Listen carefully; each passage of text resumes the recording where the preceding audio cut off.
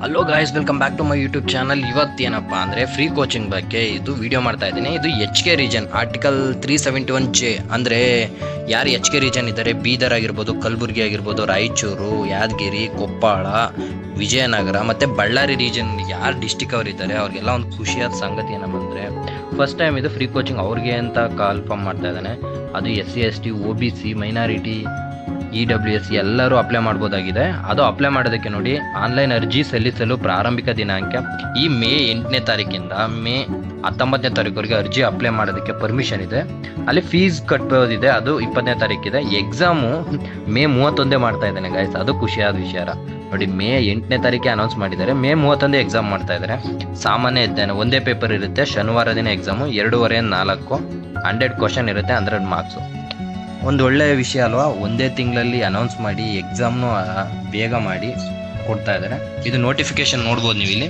2025-26ನೇ ಸಾಲಿನ ಸಮಾಜ ಕಲ್ಯಾಣ ಇಲಾಖೆ ಮತ್ತು ಕಲ್ಯಾಣ ಕರ್ನಾಟಕ ಪ್ರಾದೇಶಿಕ ಅಭಿವೃದ್ಧಿ ಮಂಡಳಿಯ ಮೂಲಕ ಕಲ್ಯಾಣ ಕರ್ನಾಟಕ ಭಾಗದವರಿಗೆ SC ST ಮತ್ತು ಹಿಂದುಳಿದ OBC ಅವ್ರಿಗೂ ಎಲ್ಲ ಕ್ಯಾಟಗರಿಯವರು ಅಪ್ಲೈ ಮಾಡ್ಬೋದಾಗಿದೆ ಇದು.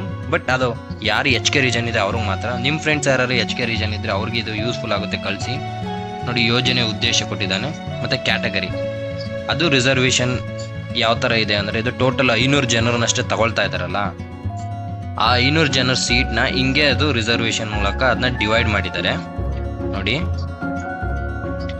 ಆನ್ಲೈನ್ ಫೀಸ್ ಎಷ್ಟು ಬಂದರೆ ಅಂದರೆ 750 ರೂಪಾಯಿ ಬರುತ್ತೆ OBC ಅವ್ರಿಗೆ. SC ST ಮತ್ತು ಯಾರು ವಿಶೇಷ ಚೇತನ ಇದ್ದಾರೆ ಅವ್ರಿಗೆ ಯಾವುದೇ ಫೀಸ್ ಕಟ್ಟೋಗಿಲ್ಲ. ತರಬೇತಿ ಅವಧಿನ 10 ತಿಂಗಳಂತ ಕೊಟ್ಟಿದ್ದಾನೆ. IAS ಅಥವಾ KS 5 ಮಂತ್ ಪ್ರಿಲಿಮ್ಸ್ ಇರುತ್ತೆ, 5 ಮಂತ್ಸ್ ಮೇನ್ಸ್ ಅಂತ ಕೊಟ್ಟಿದ್ದಾರೆ. ನನಗೆ ಗೊತ್ತಾಗಿಲ್ಲ ಗುರು, ಇದು ನೋಡಿ. Those who have qualified in the prelims examination are eligible for the mains coaching ಅಂತ ಹಾಕವ್ರೆ. ಈ KSದು ಪ್ರಿಲಿಮ್ಸ್ ಆಗೋದೇ 5 ವರ್ಷಕ್ಕೆ ಒಂದ್ಸರಿ ಅಂತಾರೆ.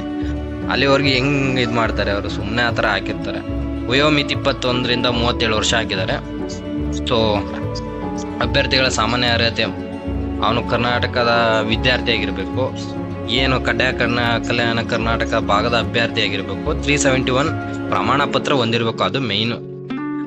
ಅದು ನಮೂನೆಯ ಪ್ರಮಾಣ ಪತ್ರ, ಆದಾಯ ಪ್ರಮಾಣ ಪತ್ರ ಅಲ್ಲಿ ಪಡೆದಿರಬೇಕು. ವಿಶೇಷ ಚೇತನ ಅವ್ರದ್ದು ಸರ್ಟಿಫಿಕೇಶನ್ ಇರಬೇಕು. ಅದು ಬಿಟ್ರೆ ನೆಕ್ಸ್ಟು ವಿದ್ಯಾರ್ಥಿ, ಹಾಸ್ಟೆಲ್ ವಿದ್ಯಾರ್ಥಿ ಇರ್ತಾರಲ್ಲ ಅವ್ರಿಗೂ ಕೂಡ ಇದೆ. ಸಫಾಯ ಕರ್ಮಚಾರಿ ಇದ್ದರೆ ಅವ್ರದ್ದು ಸರ್ಟಿಫಿಕೇಶನ್ ಅಪ್ಲೋಡ್ ಮಾಡೋದಕ್ಕೆ ಕೇಳಿರ್ತಾರೆ. ಮತ್ತು 5 ಲಕ್ಷ ರೂಪಾಯಿ ದುಡ್ಡು ಅವ್ರದ್ದು ವಾರ್ಷಿಕ ವರಮಾನ ಮೀರಿರಬಾರ್ದು. ಆಯ್ಕೆ ವಿಧಾನ ಅಂದರೆ ಎಕ್ಸಾಮ್ ಮಾಡ್ತಾರೆ, ಅದರಲ್ಲಿ ಎಷ್ಟು ಮಾರ್ಕ್ ತಗೊಂಡಿದ್ದಾರೆ ಅದ್ರ ಬೇಸ್ ಮೇಲೆ, ಮೆರಿಟ್ ಮೇಲೆ ಲಿಸ್ಟ್ ಬಿಡ್ತಾರೆ. ಆಮೇಲೆ ತರಬೇತಿ ಸಂಸ್ಥೆಯನ್ನು ಆಯ್ಕೆ ಮಾಡ್ಕೊಳ್ಳೋದಿರುತ್ತೆ ನಿಮಗೆ. ಈ ಎಕ್ಸಾಮ್ನ KEA ಕಂಡಕ್ಟ್ ಮಾಡ್ತಾ ಇರುತ್ತೆ, ಅಂದರೆ ಕರ್ನಾಟಕ ಎಕ್ಸಾಮಿನೇಷನ್ ಅಥಾರಿಟಿ ಅವ್ರು ಕಂಡಕ್ಟ್ ಮಾಡ್ತಾರೆ. ಶಿಷ್ಯ ವೇತನ ಅಂದರೆ ಈಗೇನು ಬಯೋಮೆಟ್ರಿಕ್ ಇದ್ದೇ ಇರುತ್ತೆ. ನೀವು ಅಲ್ಲಿ ಏನಿರುತ್ತೆ ಕೋಚಿಂಗ್ ಸೆಂಟ್ರ್, ಅಲ್ಲಿ ಹೋಗಿ ಹಾಜರಾತಿ ಬಯೋಮೆಟ್ರಿಕ್ ಕೊಟ್ಟರೆ ಅಲ್ಲಿ ಪಾವತಿಸಲಾಗುವುದು. ವಿದ್ಯಾರ್ಥಿ ವೇತನ ಅಂದರೆ ನಿಮಗೆ ಗೊತ್ತಿರುತ್ತೆ, ಅಂದರೆ ಸ್ಟೈಫಂಡ್ ಕೊಡ್ತಾರೆ. ತರಬೇತಿ ವಸತಿ ಸೌಲಭ್ಯ ನೀಡುವುದಿಲ್ಲ, ಸ್ಟೈಫಂಡ್ ಕೊಟ್ಟರೆ ಸಾಕು. ಸ್ಟೈಫಂಡ್ ಇವಾಗ 10,000 ರೂಪಾಯಿನ ಕೊಡ್ತಾ ಇದ್ದಾರೆ ಬೆಂಗಳೂರಲ್ಲಿದ್ರೂ.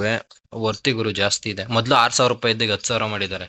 ತರಬೇತಿ ಪ್ರವೇಶ ಪರೀಕ್ಷೆಗೆ ಅಭ್ಯರ್ಥಿಗಳ ಆಯ್ಕೆ ಸಂಖ್ಯೆ IASಗೆ ಬರೀ 100 ಜನ ತಗೊಳ್ತಾ ಇದ್ದಾರೆ, KSಗೆ 400 ಜನ ತಗೊಳ್ತಾ ಇದ್ದಾರೆ. ಗುರು, IAS ವರ್ಷ ಕಂಡಕ್ಟ್ ಮಾಡ್ತಾರೆ, ಅವ್ರಿಗೆ ಜಾಸ್ತಿ ತಗೋಬೇಕಾಗಿದ್ದು ಕೋಚಿಂಗ್ ತಾನೆ. KS 5 ವರ್ಷಕ್ಕೊಂದ್ಸರಿ ಮಾಡಿದ್ದಾರೆ. ಈಗಲೇ ಹಗರಣ ಆಗಿದೆ ಅಂತ ಇದಾಗ್ತಾ ಇಲ್ಲ, ಲೀಕ್ ಆಗಿದೆ ಪೇಪರ್ ಅಂತ.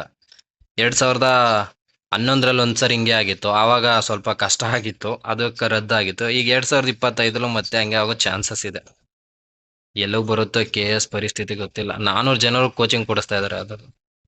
ಅದ್ರ ಬದಲು IASದೇ ಕೊಡ್ಸ್ಬಿಟ್ಟಿದ್ರೆ ಅಷ್ಟು ಜನಕ್ಕೂ ಸರಿ ಆಗ್ತಾಯಿತ್ತಪ್ಪ.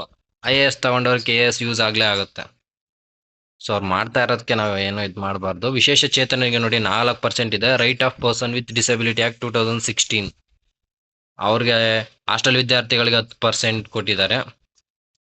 ಆಮೇಲೆ ವಸತಿ ಶಾಲೆ ವಿದ್ಯಾರ್ಥಿಗಳು 10% ಇದೆ. ಅಂದರೆ ನೀವೇನಾದ್ರು ರೆಸಿಡೆನ್ಷಿಯಲ್ ಅಲ್ಲಿ ಓದಿದ್ರೆ, ಮೊರಾರ್ಜಿ ದೇಸಾಯಿ, ಕಿತ್ತೂರಾಣಿ ಚೆನ್ನಮ್ಮ, ಅಂಬೇಡ್ಕರ್ ವಸತಿ ಶಾಲೆ ಕನಿಷ್ಠ 5 ವರ್ಷ ಓದಿದ್ರೆ ಅಲ್ಲಿಂದ ಹಾಸ್ಟ್ಲಿಂದ ಒಂದು ಸರ್ಟಿಫಿಕೇಶನ್ ಇವರೇ ಕೊಟ್ಟಿರ್ತಾರೆ, ಅದನ್ನು ಫಿಲ್ ಮಾಡಿಸ್ಕೊಬಂದು ಅಪ್ಲೋಡ್ ಮಾಡಿದ್ರೆ ನಿಮಗೆ 10% ಇದರಲ್ಲಾಗೋ ಚಾನ್ಸಸ್ ಇರುತ್ತೆ. ಆ ಥರ ಓದಿರೋರು ಮಿಸ್ ಮಾಡ್ಕೋಬೇಡಿ, ಸರ್ಟಿಫಿಕೇಟ್ ತಗೊಳ್ಳಿ. ಮಹಿಳಾ ವಿದ್ಯಾರ್ಥಿಗಳು 33% ಇದೆ. ಅಂದರೆ ಈಗ 500 ಪೋಸ್ಟ್ ಇದ್ದರೆ 33 ಅಂದರೆ 500 ಪೋಸ್ಟ್ನೇ ಡಿವೈಡೆಡ್ ಬೈ 3 ಮಾಡಿ, ನಿಮ್ಗೆ ಗೊತ್ತಾಗುತ್ತೆ. ಸೊ 170 ಪ್ಲಸ್ಸು ವುಮನ್ಸ್ಗೆ ಇರುತ್ತೆ. ಸಫಾಯಿ ಕರ್ಮಚಾರಿಗಳನ್ನ ಹಾಕ್ಲಿದ್ರೆ ಅವರು ಸರ್ಟಿಫಿಕೇಶನ್ 5% ಅವ್ರಿಗೂ ಇದೆ. ಸೊ ಅಪ್ಲೈ ಮಾಡೋದಕ್ಕೆ 19ನೇ ತಾರೀಕು ಲಾಸ್ಟ್ ಡೇಟ್ ಇದೆ. ಅಪ್ಲೈ ಮಾಡಿ, ಖಂಡಿತ ಯೂಸ್ ಆಗುತ್ತೆ ನಿಮಗೆ. ಸುಮ್ಮನೆ ಆಗಿಬಿಡ್ಬೇಕು. ಇದಿಷ್ಟು ಅದನ್ನ ಹೆಂಗ್ ಅಪ್ಲೈ ಮಾಡಬೇಕು ಅಂತ ವೆಬ್ಸೈಟ್ ಅಲ್ಲಿ ಬೇಕಾದ್ರೆ ನಾನು ನೆಕ್ಸ್ಟ್ ವಿಡಿಯೋ ಮಾಡಿ ತೋರಿಸ್ಕೊಡ್ತೀನಿ. ಅದ ಲಿಂಕೇಜ್ ಕೂಡ, ಅದ ಲಿಂಕ್ ಬೇಕಾದ್ರೆ ನಾನು ಡಿಸ್ಕ್ರಿಪ್ಷನ್ ಅಲ್ಲಿ ಹಾಕಿರ್ತೀನಿ.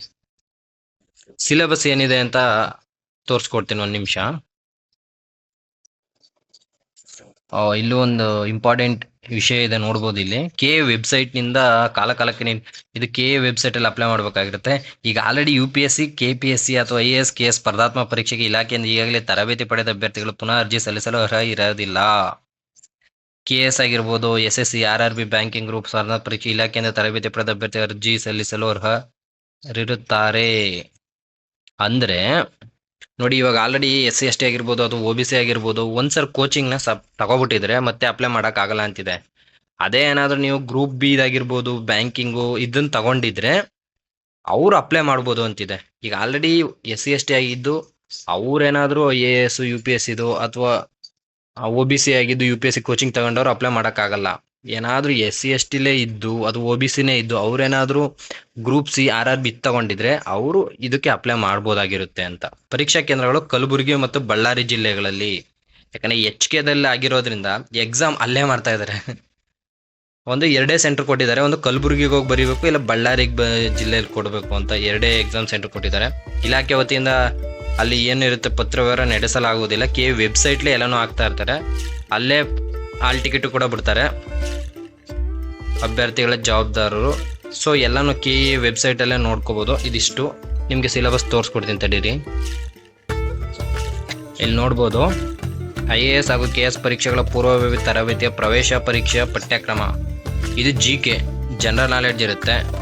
ಅದು ನಮ್ದು ನ್ಯಾಷನಲ್ ನ್ಯೂಸ್ ಆಗಿರ್ಬೋದು ಅಥವಾ ಅಂತಾರಾಷ್ಟ್ರೀಯ. ಭಾರತ ಪರಂಪರೆ, ಸಂಸ್ಕೃತಿ, ಕರ್ನಾಟಕ ರಾಜ್ಯದ ಮೇಲೆ ವಿಶೇಷ ಇದೆ. ಭಾರತ ಮತ್ತು ಕರ್ನಾಟಕ ಇತಿಹಾಸ, ರಾಷ್ಟ್ರೀಯ ಚಳುವಳಿ ವಿಶೇಷ, ಕರ್ನಾಟಕ ರಾಜ್ಯದ ಮೇಲೆ ವಿಶೇಷ ಒತ್ತಿದೆ.